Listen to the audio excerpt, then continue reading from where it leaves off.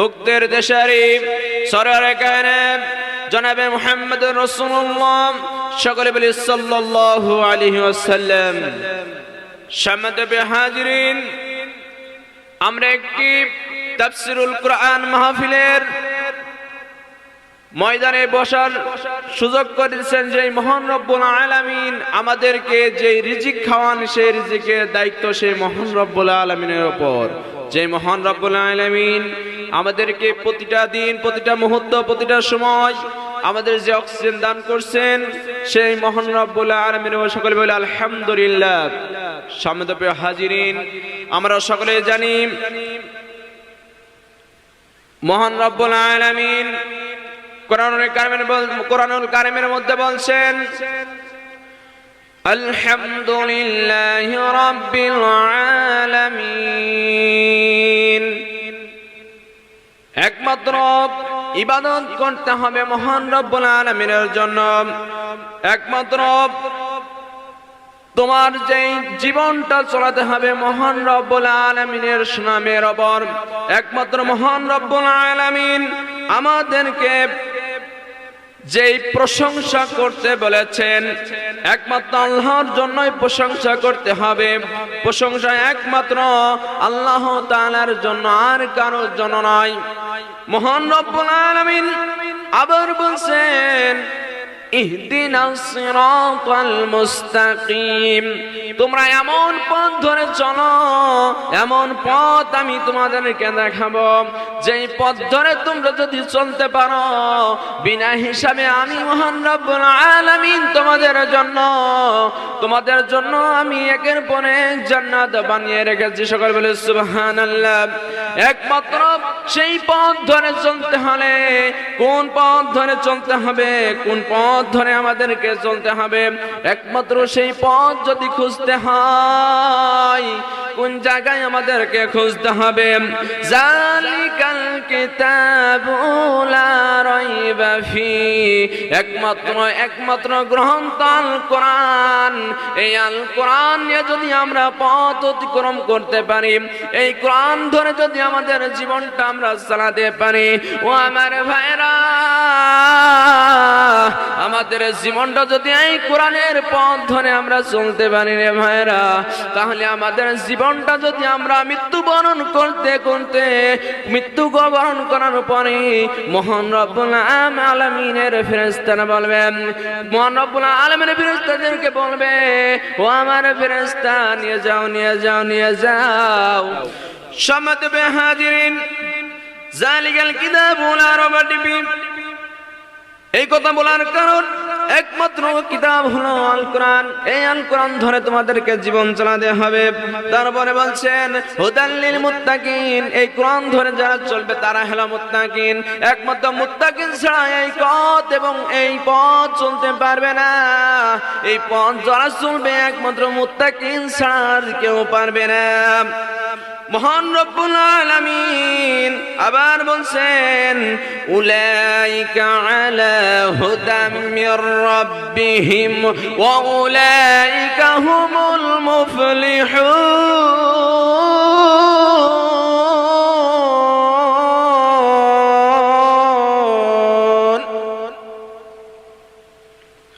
একমাত্র এই পথ ধরে চলবে কারা? এই পথ ধরে চলবে একমাত্র তাদের জন্য রয়েছে পক্ষ থেকে শতর যে সৎ পরিমাণ পথ। এই পথ একমাত্র মহান রব্বুল আলামিন রাসূলের মাধ্যমে বানাইছেন। মহান রব্বুল আলামিন বলছে, আমার বন্ধু, ও আমার দোস্ত, তুমি বলে দাও একমাত্র যদি আল কোরআনের পথ ধরে তারা চলতে পারে, এই আল কোরআনের পথ ধরে তারা যে চলতে পারে, আমার পথ যদি একমাত্র খুঁজতে হয় এই কোরআনের মধ্যে এই কোরআনের মধ্যে যদি খুঁজতে পারো, তাহলে তোমরা একমাত্র বিনা হিসাবে জান্নাতে যেতে পারবা। সকলে বলে সুবহানাল্লাহ। এই কথার উপরে মেসেজ করে একটাই কথা বলতে চাই, রাসূল করিম সাল্লাল্লাহু আলাইহি ওয়াসাল্লামের কাছে এক বৃদ্ধ ফকির আসলেন। এক বৃদ্ধ ফকির বলে, ইয়া রাসূলুল্লাহ, ইয়া হাবিবাল্লাহ, ইয়া রাসূলুল্লাহ, ইয়া হাবিবাল্লাহ, আপনি তো বলেছেন একমাত্র পথ ধরে চলতে হয়, একমাত্র যদি পথ ধরে তোমাদেরকে চলতে হয়, এই মহান রব্বুল আলামিনের কোরআনের পথ ধরে চলতে হবে। আমি এই কোরআনের পথ ধরে চলতে আসা এবং এই ইসলাম গ্রহণ করেছি। ইয়া রাসূলুল্লাহ, ইয়া হাবিবাল্লাহ, আমি যেই সময় পড়েছি আমি আগে ছিলাম কাফের, তারপরে আমি ইসলাম গ্রহণ করার পরে আমার জীবনের কাহিনীটা শোনেন। ইয়া রাসূলুল্লাহ, ইয়া হাবিবাল্লাহ, আমি আপনাকে বলতে চাই আমার জীবনের কাহিনীটা আপনি একটু শোনেন। ইয়া রাসূলুল্লাহ, ইয়া হাবিবাল্লাহ, রাসূল বলল তুমি বলো। তখন সেই বৃদ্ধ বলল, আমি যখন কাফের ছিলাম, আমি যখন মুশরিক ছিলাম, সেই মুহূর্তের মধ্যে যে শুনলাম মক্কা মদিনার ভিতরে আর কেউ নেই, একমাত্র সত্যবাদী আল্লাহ আলামিন উপাধি পেয়েছে সেই বিশ্ব নবী জনাবে মুহাম্মদুর রাসূলুল্লাহ সাল্লাল্লাহু আলাইহি ওয়াসাল্লামের কাছে আমি এসেছি। এই মাত্র এর যদি এই পথ ধরে চলতে হয় তাহলে আমার জীবনটা নাকি মৃত্যুর পরে আমি জান্নাত পেয়ে যাব। সকলে বলে সুবহানাল্লাহ। এই নাই শ্বাস, তারপরে শুনলাম নাকি জান্নাতের ভিতরে গেলে এক সাইডে আছে মধুর নহর, আরেক সাইডে আছে শরবতের নহর। আমি জান্নাতের ভিতরে যা চাইব তাই পাবো। ইয়া রাসূলুল্লাহ, ইয়া হাবিবাল্লাহ, এই স্লোগান যখন আমি শুনলাম আমি আর মন থাকতে পারলাম না, আপনার দরবারে আমি চলে আসলাম। চলে আসার পরে আমি যখন মুসলমান গ্রহণ করলাম, লা ইলাহা ইল্লাল্লাহ মুহাম্মাদুর রাসূলুল্লাহ, আমি যখন একমাত্র মহান রব্বুল আলামিনের উপর আমি আমার চাই জীবনটুকু আছে মহান রব্বুল আলামিনের উপর আমি এই পথ ধরে চলতে চাই, একমাত্র মহান রব্বুল আলামিন ছাড়া আর কারো দাসত্ব করব না, একমাত্র রাসূল করিম সাল্লাল্লাহু আলাইহি সাল্লামের পথ দেখানো পথ ধরে চলব। এই কথার পরে আমি যখন কালিমা গ্রহণ করলাম, কালিমা গ্রহণ করার পরে আমার কাছে যাই ছিল সবই ছিনে নেওয়া হলো। আমি বড় অসহায়, আমাকে কিছু দান করেন, আমাকে কিছু দান করেন। ইয়া রাসূলুল্লাহ, ইয়া হাবিবাল্লাহ, আমাকে কিছু আপনি দান করেন। রাসূল করিম সাল্লাল্লাহু আলাইহি ওয়াসাল্লাম বললেন যে যাও তুমি ওই আলীর কাছে চলে যাও,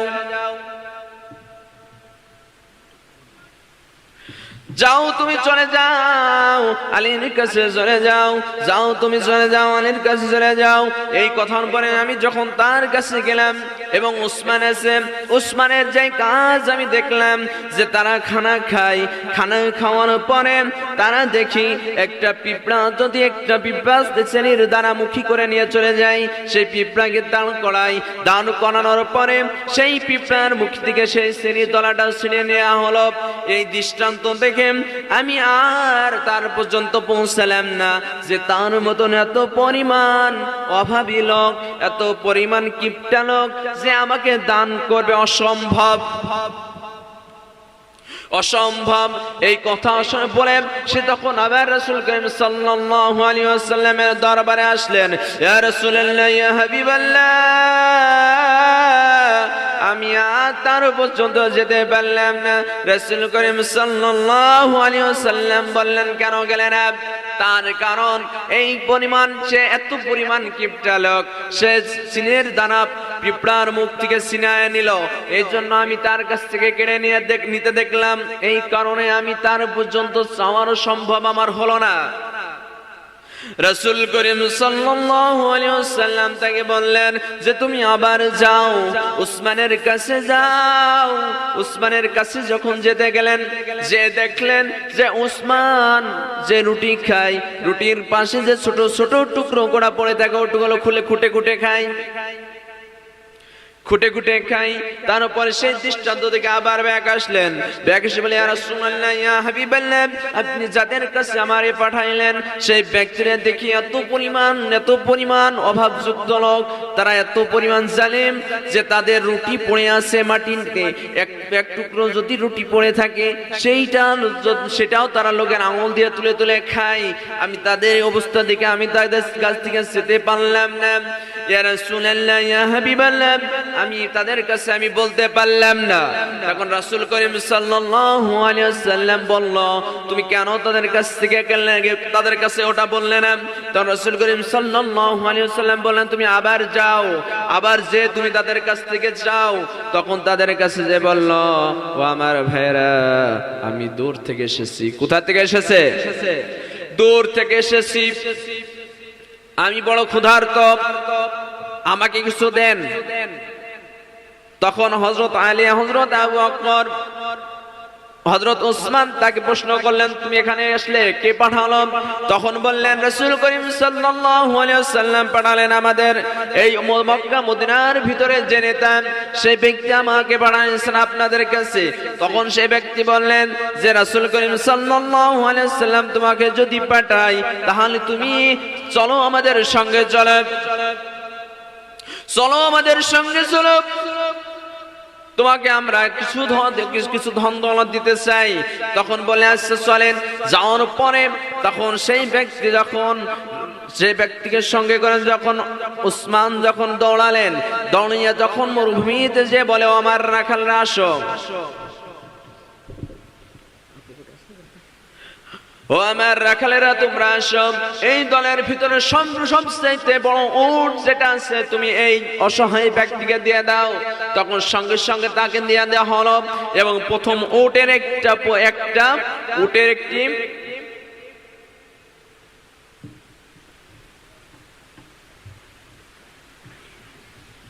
উটের একটি নিয়ম ছিল যে প্রথম উট যদি কেউ যদি প্রথম উটের দড়ি ধরে নিয়ে যায়, গোটা উটগুলো তার পিছনে পিছনে চলে যাবে। সেই দলে ছিল 1 নয় 2 নয় 100টি উট ছিল। সেই অসহায় ব্যক্তি 100টা উট সঙ্গে সঙ্গে যখন প্রথম উটে দড়ি ধরলেন, একের পর এক 100টা উট ওই উটের পিছনে চলে গেল। সকলে সুবহানাল্লাহ।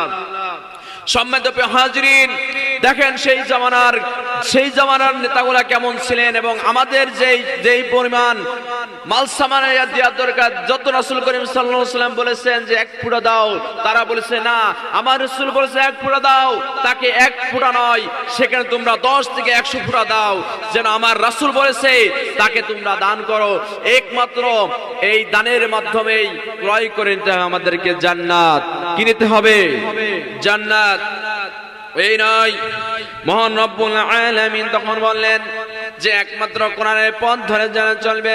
তখন আবু বকর বললেন, উসমান বললেন, বিশ্বনবী বলেছেন যে কোন মানুষ যদি তার দানের হাতটা